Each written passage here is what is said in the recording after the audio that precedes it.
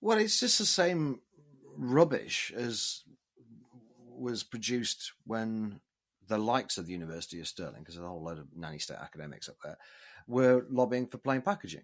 In fact, I think one of the authors was one of the main guys who was producing this junk science about plain packaging, and it was exactly the same methodology. You just get a bunch of people, often kids, in a room, or more likely, you just put out an online survey, and you show them a normal pack of cigarettes, and you show them a pack of cigarettes that's been deliberately made to look as unattractive as possible, and you say, which of these do you find more attractive? And of course people say, I find the unattractive one more unattractive. And they did exactly the same thing with this alcohol one.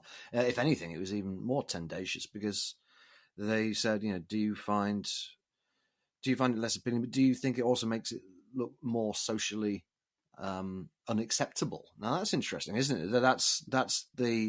That's the outcome that they want. They want alcohol. In this case, it was bottles of vodka. They want them not just to be unappealing, but to be socially unacceptable. And this wasn't to kids. This is to young adults, 18 to 35-year-olds.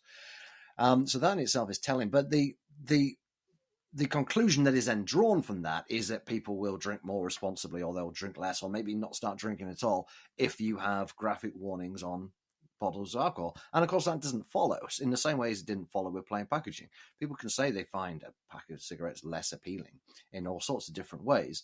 Doesn't mean they're going to stop smoking if they're already smoking. Doesn't mean they're not going to start if they haven't started smoking. And the evidence with plain packaging is actually it hasn't made any difference whatsoever. And there was never any credible reason to think it would do, because the people's stated preferences in these fairly meaningless online surveys don't tell you anything about people's behavior, because apart from anything else, people don't start drinking or smoking primarily or even partly because of the packaging.